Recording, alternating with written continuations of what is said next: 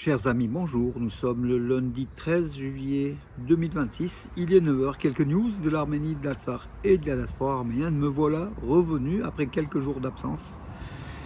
Selon le média turc Haber, la position ferme de l'Azerbaïdjan a fait reculer Israël de la décision controversée de reconnaître le génocide des Arméniens. A priori, d'après les médias turcs, l'Azerbaïdjan est parvenu à convaincre son partenaire stratégique, l'Azerbaïdjan, de ne pas voter à la Knesset dans ces jours. Logiquement, c'est d'ici mercredi que le texte devait être présenté. A priori, il ne le sera pas, d'après donc les médias turcs, d'après les Azerbaïdjanais. Ils sont parvenus à faire bloquer une nouvelle fois le vote du génocide des Arméniens par la Knesset. Voilà, donc on verra dans les heures qui suivent, d'ici 48 heures, ce qu'il en est. Mais il y a de fortes chances, effectivement, que le gouvernement d'Israël, qui a reconnu il y a quelques jours le génocide des Arméniens, a passé le dossier à la Knesset pour validation par l'État d'Israël. Et le Parlement israélien, la Knesset, a priori, ce dossier-là ne figurera pas dans ces prochaines comment dirais-je, séances pour le vote. Voilà, donc une nouvelle fois, Bakou aurait joué le coup de force et réussi avec son allié Israël contre les Arméniens, contre la reconnaissance du génocide des Arméniens, même si Nicole Pachinian et que le gouvernement arménien dit quelque part que la reconnaissance du génocide par les autres pays n'est pas pour l'Arménie n'est pas une priorité. C'est plutôt les intérêts des autres pays qui font que soit ils reconnaissent, soit ils ne reconnaissent pas. Mais en tout cas, pour l'Arménie est indifférente à cela, a priori, mais je ne suis pas certain. C'est ce que dit Pachinian pour faire plaisir à Erdogan et Aliyev. Mais en vérité, bien évidemment, on aimerait qu'Israël, l'État d'Israël, reconnaisse le génocide des Arméniens, surtout qu'Israël a l'obligation morale, puisque Israël est né en 1948, suite à la Shoah, au génocide du peuple juif. Israël a le devoir moral de reconnaître le génocide des Arméniens. Il aurait dû même être le premier État à reconnaître ce génocide, mais Israël applique la réelle politique, c'est-à-dire que pour avoir un allié turc, Israël se sentait obligé de ne pas reconnaître le génocide des Arméniens face aux pressions d'Ankara. L'Arménie a réalisé sa première opération chirurgicale robotisée à distance à Slavmet. Slavmet, c'est le centre médical de Slavmet qui a réalisé la première opération chirurgicale robotisée à distance en Arménie, marquant une nouvelle étape importante dans le secteur de la santé de l'Arménie. Voilà une information. L'Arménie, bien sûr, progresse à tout point de vue et c'est tant mieux. Nicole Pachinian, donc ça fait la polémique, mes amis. Nicole Pachinian qui a évoqué les enclaves arméniennes sur les billets de banque d'Azerbaïdjan. Une question d'un journaliste, donc il a dit, mais de toute façon, les enclaves arméniennes d'Arzbashem, qui sont enclavées en territoire d'Azerbaïdjan, et d'autres enclaves arméniennes, sont sur les billets de banque et les pièces de monnaie donc, de l'Azerbaïdjan, et dans les passeports de l'Azerbaïdjan, sont notés d'une autre couleur. C'est-à-dire que l'Azerbaïdjan a tenu compte que ces territoires sont des territoires arméniens, des enclaves au sein de l'Azerbaïdjan. Sauf qu'il s'est trompé, Nicole Pachinian, ces billets après 2020, l'Azerbaïdjan a édité de nouveaux billets de banque où en fait ces enclaves ne figuraient pas sur les billets de manat, de plusieurs valeurs de manat, donc la monnaie azerbaïdjanaise, les billets de banque d'Azerbaïdjan. Donc l'Azerbaïdjan a supprimé les enclaves, les a azérisés, voilà. Nicole Pachinian ne le savait pas, ou voulait ne pas le savoir, ou l'a fait exprès. En tout cas, il a, pour dire la bonne foi que ces enclaves arméniennes seront discutées avec l'Azerbaïdjan, il a dit que l'Azerbaïdjan, déjà, sur ses billets de banque, a tenu compte de cela, puisque les enclaves arméniennes figurent d'une autre couleur. Ce qui n'est pas vrai, ce qui n'est plus vrai après les billets de banque imprimés à partir de 2020. Voilà, donc c'est un élément aussi. Le cimetière arménien à Istanbul, sur la rive du Skudar, la rive orientale du côté asiatique de la Turquie, avait été vandalisé, où 6 tombes avaient été dégradées. En moins de 48 heures, la police turque a arrêté le suspect. Donc voilà, interrogatoire. A priori, ça serait l'auteur de ces dégradations, de ces actes de vandalisme contre un cimetière arménien où repose ce cimetière du Skudar sur la rive orientale d'Istanbul, repose de nombreuses personnalités arméniennes.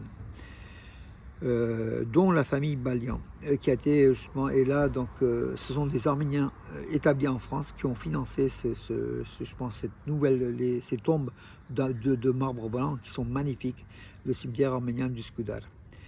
Nouvelle ligne de bus entre Moscou et Erevan, voilà, donc il y a à peu près 2000 km, mais il y a aussi une nouvelle ligne de bus qui va faire les transports depuis Moscou vers Erevan, aller-retour bien sûr, mise en place par une société russe de transport, ce qui est une bonne chose.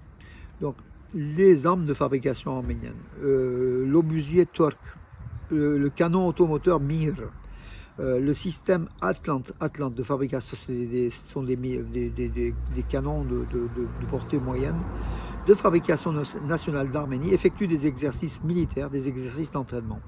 Le ministre arménien de la Défense, Soulen Babikan, a placé donc des vidéos de ces nouvelles armes fabriquées made in Arménie à 100%, et réellement qui impressionne. Hein. L'industrie militaire de l'Arménie a parlé, en plus des drones, des radars et divers éléments techniques électroniques. L'Arménie fabrique aussi des systèmes d'obusiers, des systèmes Mir, Tork, Atlante, qui sont vraiment d'une génération, c'est une génération nouvelle d'armes modernes, made in Armenia, et c'est tant mieux. L'industrie militaire de l'Arménie prend de l'essor. Il y a de nombreux investissements réalisés par le gouvernement arménien au sein de cette industrie militaire de l'Arménie qui arrive à des résultats importants, puisque la technologie et l'intelligence en Arménie, il y a la capacité donc de faire cela, et tant mieux pour l'Arménie, pour sa défense. Le musée Institut du génocide des Arméniens à Yerevan a accueilli donc, pour la première fois un groupe d'étudiants, d'écoliers américains qui étaient en stage en Arménie, financés par des organisations internationales, qui sont venus étudier en Arménie le génocide des Arméniens. Donc ils ont aussi visité le mémorial du génocide et le musée Institut du génocide. Ce sont des Américains d'origine non arménienne. Hein.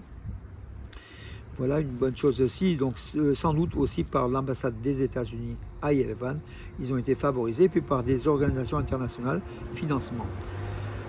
Starlink, vous connaissez, donc ce sont des systèmes des satellites Starlink qui permettent pour nous de communiquer, d'avoir internet, de téléphoner. Donc le Starlink a offert en plus des dons qu'il avait réalisés, il a fait un don de 56 appareils supplémentaires à l'Arménie pour renforcer la connectivité internet en cas d'urgence. Voilà, ce sont des systèmes autonomes, des systèmes Starlink, et voilà, la société Starlink de Musk a offert 56 unités supplémentaires à l'Arménie. Pardon. Et c'est tant mieux, c'est une bonne chose, une autonomie donc internet de l'Arménie, qui a l'ère justement d'internet des technologies, qui a besoin de communication avec l'extérieur. Même s'il y a des entraves quelconques sur d'autres réseaux, c'est des réseaux supplémentaires, et c'est tant mieux pour l'Arménie une nouvelle fois. Les échanges commerciaux entre l'Arménie et la Russie ont diminué de 21,5% sur les 5 premiers mois de 2026. Ce sont des échanges qui sont importants. Hein. Le volume des échanges entre l'Arménie et la Russie, c'est énorme. C'est en plusieurs milliards. Donc l'an dernier, ça dépassait les 12 milliards au niveau de l'année. Hein, avec la Russie et des pays proches de la Russie de l'espace Union euro-asiatique. Aujourd'hui, donc l'Arménie, bien sûr, ses exportations vers l'Arménie ont baissé de façon drastique du fait de l'interdit, du fait de blocage de nombreux produits arméniens sur le marché russe par Poutine, puisque l'Arménie se rapproche de l'Union européenne et la Russie veut sanctionner l'Arménie. Donc les statistiques déjà ont noté une baisse sensible des échanges entre l'Arménie et la Russie de janvier à mai. Le premier but de l'international, on part au sport mes amis, et ce soir n'oubliez pas d'écouter l'émission de Rajak Nechté et de moi-même sur Radio Arménie à 18h30, Radio Arménie sur Facebook, hein, vous pouvez aussi écouter, voir aussi la vidéo du studio. Le premier but de l'international arménien Edouard Spertsian pour son nouveau club Al Ahly, qui est de l'Arabie Saoudite, en match amical contre un club autrichien. Donc Al Ahly a gagné 8-0. Spertsian a été l'auteur d'un très très beau but, son premier but officiel au sein de cette équipe d'Al Ahly, voilà, même un match amical. Une délégation du Manedataran d'Erevan a été à Venise donc, pour discuter de la préservation des manuscrits. Venise, donc c'est le lieu aussi des pères méritalistes avec l'île San Lazzaro, donc Saint-Lazare, où il y a des milliers de manuscrits arméniens. Voilà, donc des relations entre je pense la délégation de la direction du Manet Nataran avec Ara Khizmalian, comment dire, qui est le directeur du musée enfin, de Manet Nataran, et sa délégation ont été donc reçus par le consul d'Arménie à Venise, et puis ils ont visité aussi les manuscrits arméniens des méritalistes, qui est après l'Arménie, Yerevan, le second lieu où il y a le plus de manuscrits arméniens anciens, en fait, voilà, des manuscrits des enluminures. Puis viendront Vienne et Jérusalem et Constantinople. Voilà les 5 lieux où sont conservés à peu près les 30 000 manuscrits enluminures ou 40 000 enluminures arméniennes voilà, donc un patrimoine important de l'Arménie. La TRIPP, 3 points de contrôle. Donc en fait, il y a les plans qui se dessinent sur la TRIPP avec 3 points de contrôle qui seront financés en partie par l'Union européenne. L'Union européenne qui a envoyé un genre de bulldozer capable de déminer avec un engin ultra moderne pour déminer les zones frontalières. Et puis c'est aussi par rapport à la construction des futurs 3 points de contrôle douaniers en Arménie, donc voilà, avec l'aide des États-Unis et de l'Union européenne. Voilà. Hier, l'accès à la place de la République à Erevan était bloqué, puisque hier c'était le Vartavar. Vartavar, c'est la fête traditionnelle arménienne qui remonte à la période même pré-chrétienne, à des milliers d'années, où chacun avec des bouteilles, enfin des verres d'eau ou des pistolets à eau s'arrose, donc voilà, ou des seaux d'eau. Donc toute l'Arménie et tout Yerevan hier était en liesse, le centre-ville d'Yerevan, cette journée. Les Arméniens adorent cette fête, ils s'arrosent les uns les autres. Et cette fête, bien sûr, l'église arménienne a fait une fête religieuse. Mais il faut dire qu'avant l'église arménienne, cette fête était aussi pratiquée à l'époque de l'Arménie païenne, pré-chrétienne. Voilà, les Arméniens ont toujours aimé ce Vartavar, ce jeu de l'eau, qui a aussi d'autres symboliques derrière. Mais en tout cas, nous, on s'arrête à la distraction.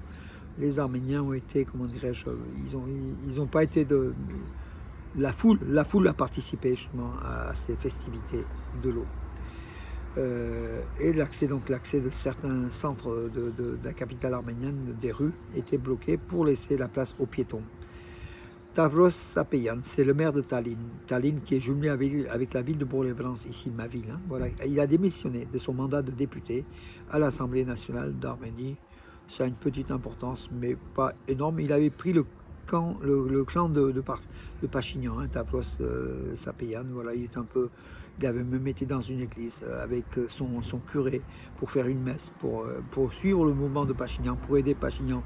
Mais il n'a pas eu beaucoup de succès, puisque justement l'église arménienne, on ne touche pas facilement, c'est une institution, c'est dans l'ADN du peuple arménien, et les politiques qui croient rapidement réformer cette église arménienne, transformer ou récupérer, ils se trompent. Pachinian en premier, donc voilà. Hier, il a aussi assisté Pachinian à une messe, mais c'est de plus en plus discret.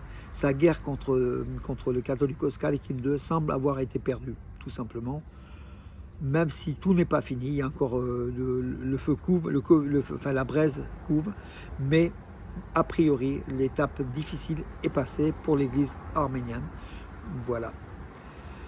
Que dire d'autre, mes amis? Écoutez, des informations on a eu, puisque depuis 3 jours, je ne vous ai pas donné d'informations. Selon le site d'information Al Monitor, qui est un site d'information spécialisé pour le Moyen-Orient, le projet TRIPP ne profiterait qu'à l'Azerbaïdjan et à la Turquie et pas à l'Arménie. Voilà, à voir. C'est pas en tout cas ce que disent le gouvernement arménien, ce que dit le Pachinian et son gouvernement. À suivre, à voir.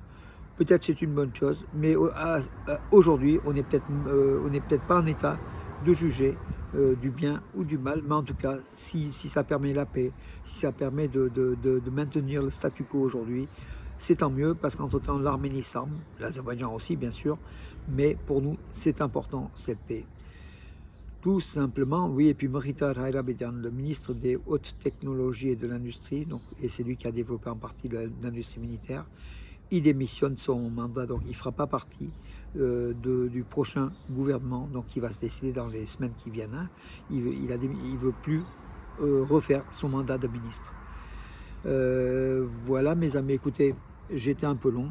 Je vous donne rendez-vous à demain et je vous souhaite une bonne journée. Si je porte les lunettes, mes amis, c'est ni par coquetterie, peut-être comme notre président, ni par autre chose, tout simplement. J'ai eu quelques séances de laser à l'œil et je dois me protéger un peu, tout simplement. Parce qu'on prend de l'âge, mes amis, tous les jours, on prend un jour de plus et on vieillit. Et puis voilà, le corps, il suit à sa façon. Je m'en plains pas, hein, mes amis, et je remercie enfin, tous les gènes, l'ADN, le Dieu, enfin, tous ceux qui contribuent à une bonne santé d'un corps humain. Dans l'ensemble, ça va, mais bon, des fois, il faut passer aussi par l'étape chirurgie pour prolonger un peu encore davantage les plaisirs de la vie, de la vue.